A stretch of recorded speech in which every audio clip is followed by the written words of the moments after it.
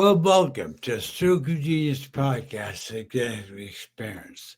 I'm your host, Aaron Alla. I got a really fascinating guest here today.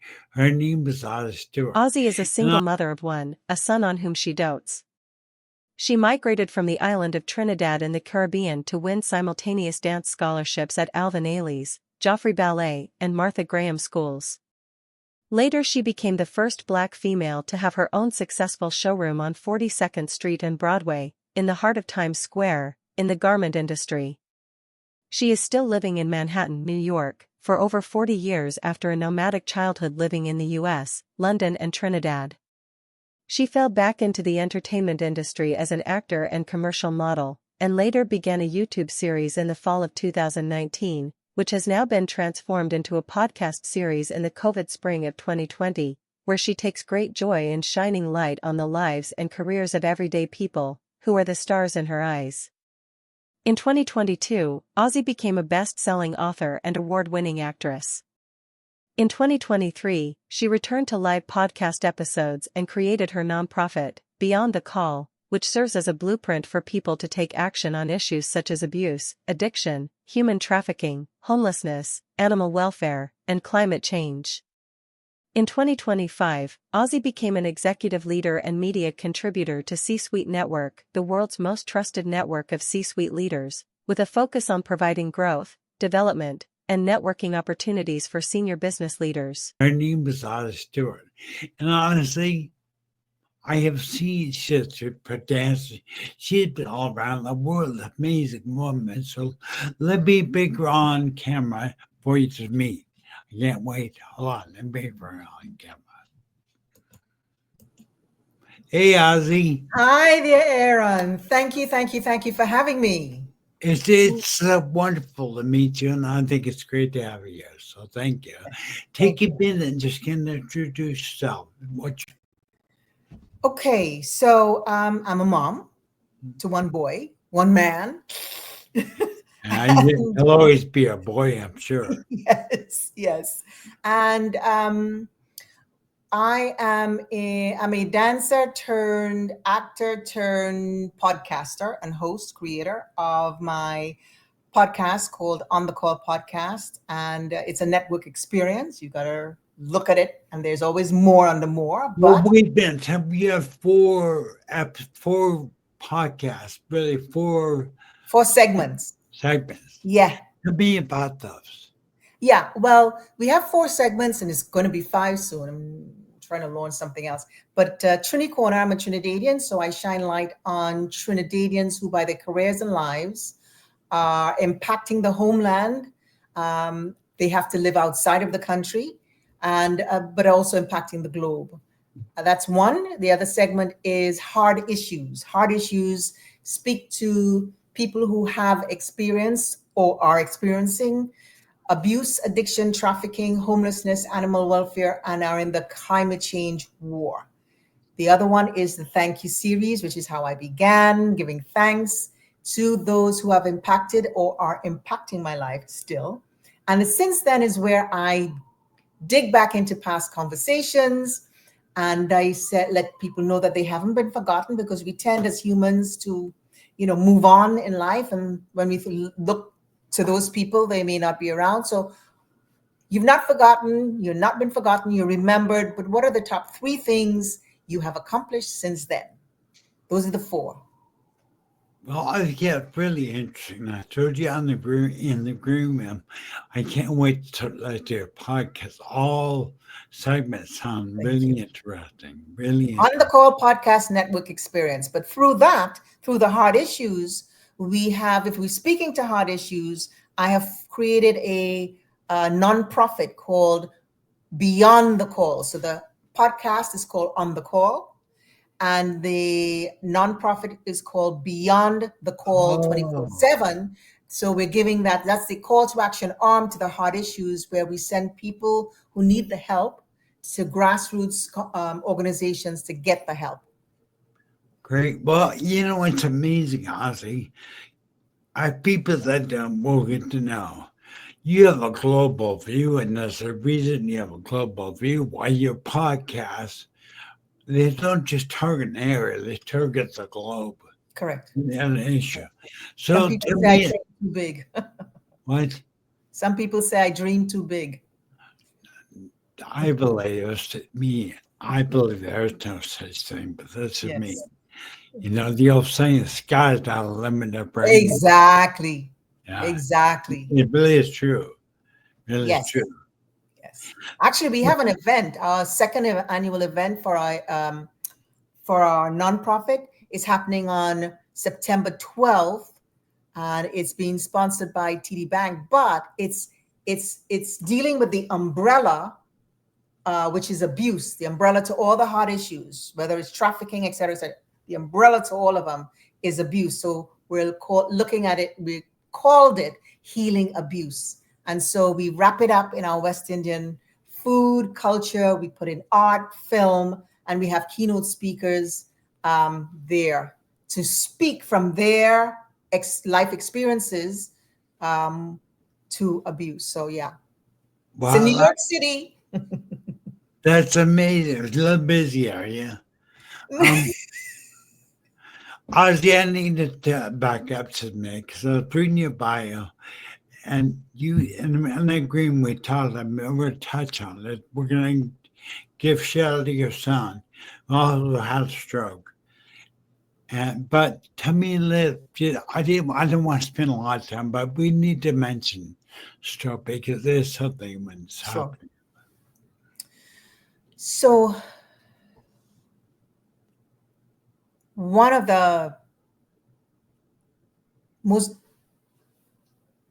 difficult journeys in my life was after my mom passed away in November 2016, to get a call from the hospital in California saying that my son was in the ER, and you can't come, but we let you know when. And when I got there, finally, he had a massive brain tumor in the right brain, which caused left side paralysis, um, amongst a number of other things.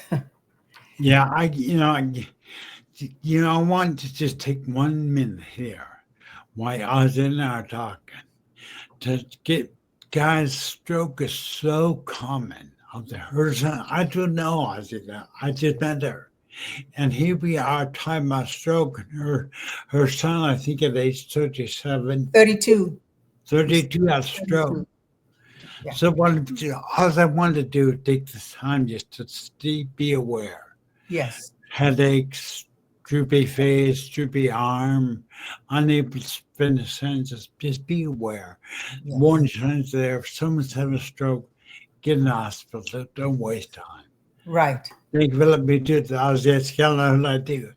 That's who I am. Yes. I really, really appreciate that. But you were raised in the Caribbean, right? Yes, in Trinidad. And So between so, Trinidad, London, and the US, those, yeah. well, tell me about that journey. Tell me about your journey. Well, I started in dance, and I was put in dance class at the age of 6, and then that led me to musical theater. And musical theater, I worked with Nobel laureate Dr. Derek Walcott. I worked with Galt McDermott, who did Cotton, the music score for Hair and Cotton Comes to Harlem, and I worked with Roscoe Lee Brown, James Earl Jones. It was a beautiful life, and we traveled, did a lot of traveling, which was lovely. So my life was full of travel. So nomadic life, yes, I was brought up by my folks for that, and I entered that whole life. And then I came here, and I gained scholarships to 3 schools: Ailey's, Joffrey's, and Martha Graham. And at the time, Ailey's was on East 59th Street it's the old school, between second and third. What a wonderful time that was for me. Just dance all the time. And then I auditioned for Bob Fosse's All That Jazz. And so on my third callback, which was, we weren't supposed to go on auditions when you're on scholarship, but we snuck out, and it was part of the fun. And I remember back then, it just dawned on me. We used to go to Dunkin' Donuts around the corner from this school. and have we have the soup, the chicken noodle soup with the little crackers in the packs. Now that time, Madonna used to dance at the school, and we used to have fun, just sneaking out and going. It's just weird going for chicken noodle soup with crackers. Crazy, just popped up in my mind. Um, so what happened was that a friend of mine who encouraged me to come up, he got into an accident and almost lost the use of his leg and whatnot. And so I felt that I should help him. And with that, I left dance. And after he was healed, I moved on. And moving on later on was getting into the garment industry. The garment industry was fantastic. It was a wonderful life. I traveled quite a bit again. So you designed dresses? Huh? You designed clothing? No, I didn't. My thing was sales, marketing, and merchandising. So I, after working for companies and realizing that I was pretty good with sales, and because what was happening when one company would hear about me and they wanted me to come to their, another company would come and get me to work for them and whatnot. I realized that I should set up my own business, and I set it up on 42nd Street. People thought I was nuts at the time, but I was able to get great clients, had great people working with me, worked with, was able to style even. Pete Sampras, I don't know if people remember his name from back in the day, Pete Sampras, the Marleys, people like that, and work with lines like back in the day was Rockaware and Fat Farm and the last big one was Busta Rhymes was wanted to do a line, and I don't know if you would know Busta Rhymes, but so we did his line Bushi, and in one season, what we did with numbers was just amazing. But then again, moved on after that. I was kind of pulled back into the entertainment business and a film and commercial. People thought I could do commercials. I was like, really? But I did. and then comes this situation with my son, and this after he came from horizontal to vertical. I thought, now it's time for me to take care of myself, or move on with my life.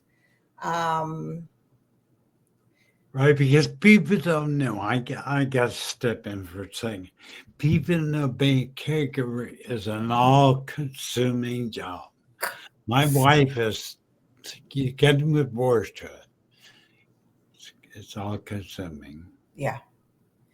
Yes, that journey was, when you're in it, when you're in that journey, when you're healing, that, he was 6'1", 160 pounds, could do nothing for himself. So after he was on suicide watch at one point, he couldn't take it anymore. I discharged him to my care. And, a lot of people probably won't want to hear this, but again, I am of the homeopathy mindset.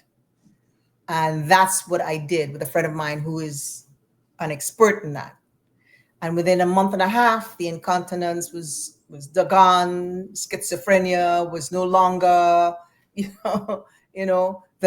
I took him for to a specialist, the specialist said, "I don't know what you did, and don't tell me." Don't tell me, but the tumor is the size of a pea. Wow. Meanwhile, in the hospital, they didn't know what the size is, what it was. MRIs almost every week or every prayer other week. To be a prayer, who knows? Yes. So with that now comes, I could breathe again. He's come off of the wheelchair. He's walking with a cane. His mindset is okay. Mommy's not having to clean and, do all of this stuff for him. His manhood is intact. And then all of a sudden I'm going through this personal, what kind of health situation I'm going through. But in that comes, I need to give thanks to people. So I began my thank you tour with my podcast. 2019, 2020 comes. and it's COVID, can't get out there anymore. So I have to switch to audio podcasts. And it was wonderful to be in that space because I was also there for people. People would say, yes, I'll come on. Let's go. But before I start recording, I would say, how are you doing? And there are people who were stuck. There were people who were crying. There were people who didn't know what to do, just people going through their things. And so to be able to be there for them took me off of maybe things that I should have feared. I was,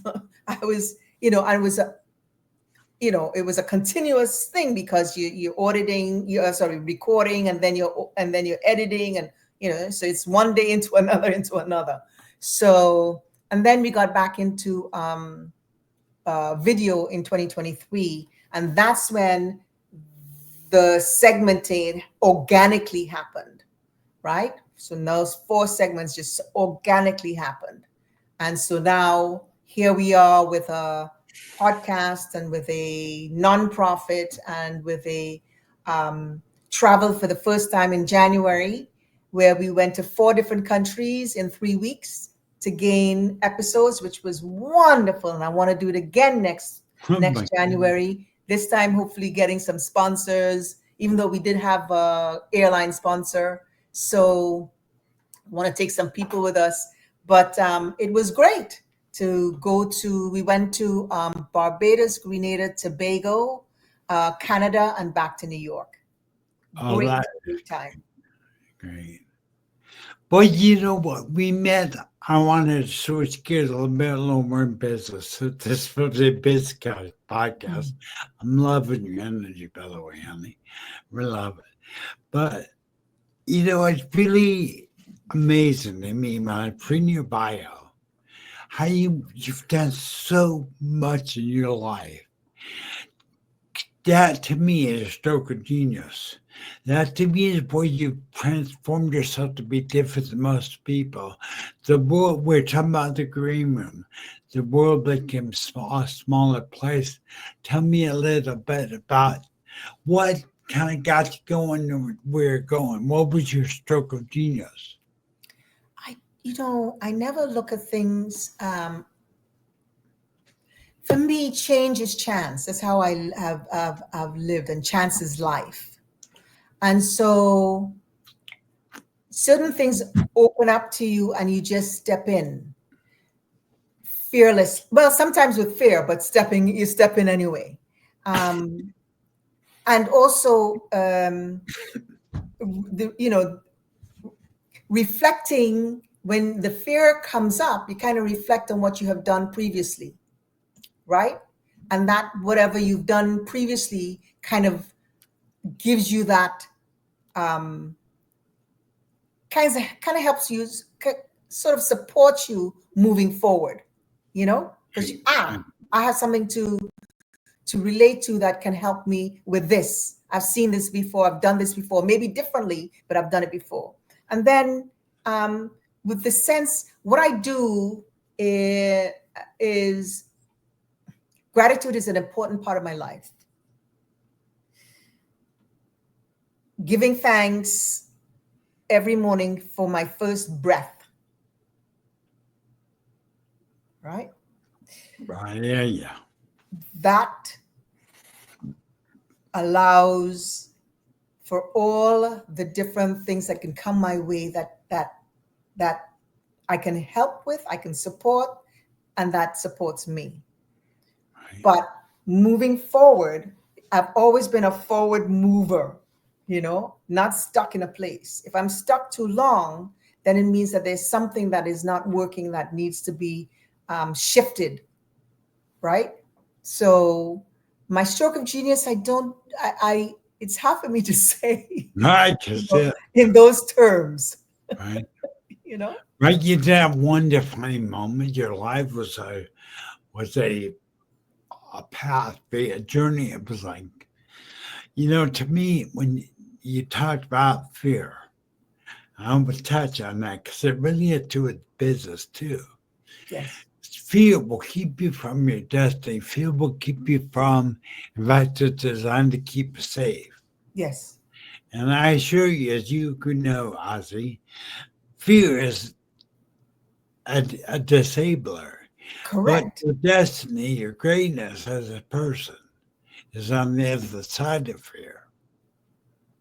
Yes. Yes. So, you know, Yes. but I think what you're doing is amazing. I think you mentioned several times helping people, serving people, doing these people. That really is one. You're a member of the C-Suite Network, right? You and Yes. I met on Jeff Hazlett's C-Suite Network, Yes. and that to me is really the way they treat you. They treat you not as dollar figures only. They Yes. treat you as a person, Yes. and Um, it's a great network. yes, absolutely. I think um, I've been invited to a number of different types of organizations, and this one got to me based on how Jeffrey approached me, right? And then sitting in at the meetings that celebrates and seeing that he's there. Yeah, yeah. He is there. He's not, oh, I mean, he may have to do a trip or something, but he is present and he has a heart and he feels, and that's important because sometimes Yeah, you're pulled into to places and somehow you're not seeing the people that have pulled you into it, you know, and it means a lot. It really does mean a lot but because you that's know, giving of his time. I mean, on a Friday evening, we're there, could be there from 5 to 7:30. He's there unless he has to move off and do something else. Look at what happens on a Sunday night. yeah, He's I there. did. I'm gonna tell you a funny story. When I had my stroke, I had my brain cancer. I was half paralyzed, couldn't walk, still can't walk, but more worse than now. I couldn't speak. I was mute. Couldn't speak. I was laying in bed, suicidal, ready to end my life. And one day, afternoon, I used to sit there and contemplate how I was going to commit suicide, right? And one day I turned on YouTube, and here's this man saying, "Think big, act bigger," and how your attitude, your mindset is everything. And the man was Jeff Hazlett. That's why I wear a cowboy accent. Mine's of Jeff Hazlett. He's a cowboy. And from that point on, my life changed. He taught me the word relentless. Lovely. And that's true for us in our own lives, also business. You have to be relentless. You have to keep going no matter what. Yes. And Yes. just like you've been through a lot. You are relentless. You keep going. Yeah. I'm really proud of you for doing that because it's not Thank you. easy. Thank you. Thank you very much. Most Same. I'm people, proud of you too, you know, knowing your battles. I know. So I'm proud thank of you you. too. I really that's really nice of you. But Ozzy, tell me what the future holds for Ozzy. What do you have going in the future? Well, one of the things that I want to do is for the first time this year, I decided that I would do a video on my experience with my son. Because I keep thinking I can't be the only person who has had to deal with four situations like I did with my son, all the different things with that there has to be others. So first I did the video to give thanks to those who supported us while I was going through this, right? And Right? then to open it up to people to be able to speak with them, to support them because I understand, right? So I did a small video. It's on YouTube. Um, it's called From Heartbreak to Healing. It's a mother's journey of Ooh, resilience and renewal. So my journey, but speaking about his experience or our experience. And I want to be able to get into spaces where I can to speak and support people, right? And then the other one I'm doing is one called Rise with Us, which I'm doing on LinkedIn. I do my first conversation podcast. Again, putting myself in front of the camera. Oh Lord, Um, and it's this Friday, right after our celebrates. So I'll be jumping off early to do that. Okay. But it's all like a gratitude experience. It's just a conversation like we're having right now, right? No lecture or anything, but just a conversation around gratitude. Something I learned, like I was saying, for those out there that may think this is a bestseller podcast, we're real people, real experiences, real stories. So bear Right, with us. We're not all business, obviously.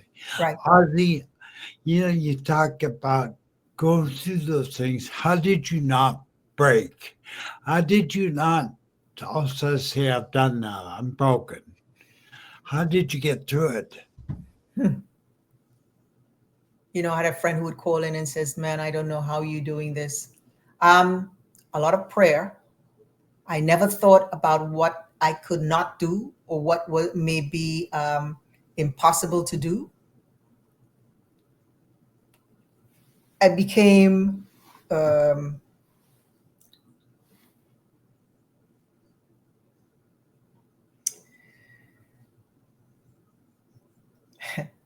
like a machine, I guess. Right. I knew that he has to get better. I knew that I have somebody with me who um, is an expert in homeopathy, has helped different people with severe situations. So I had the right person, right? So it's now up to me, whether it is, in the morning, I would get up and I would make those juices, fresh juices. I would get them into him. I would clean it, get him ready, lift him up, put him in the wheelchair, put him out to air for the day, have him look around and feel good, bring him back in, do lunch, clean, etc., out again, and then after a while, that is what I did. I didn't, and I prayed, and I also journaled my experience, Yeah. Yeah.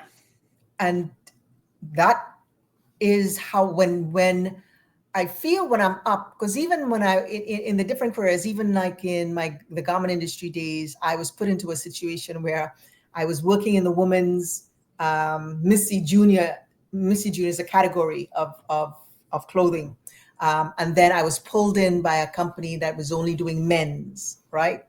And in the men's arena, I was given all of the specialty stores, all the small stores across the country. Going into this big company, I'm given this responsibility.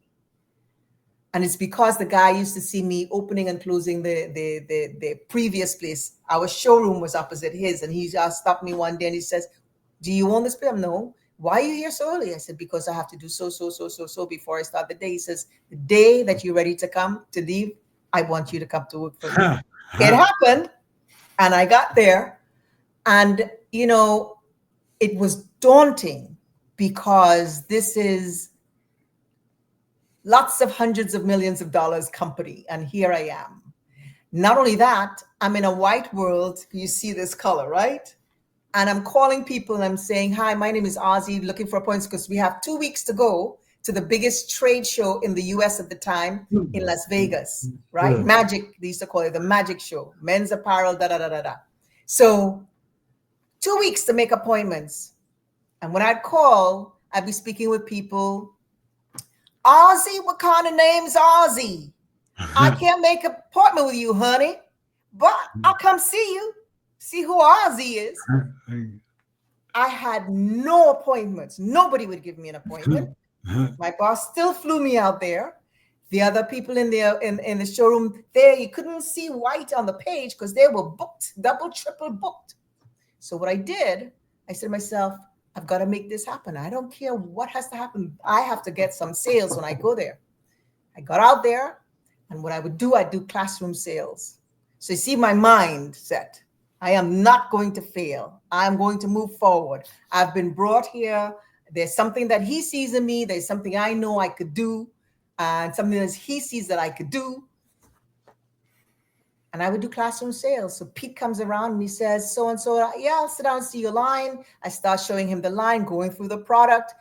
George comes across and says, hey, so you're Ozzie? He says, yes. I said, okay, George, why don't you sit? Pete, here's George. George, meet Pete. Sit down.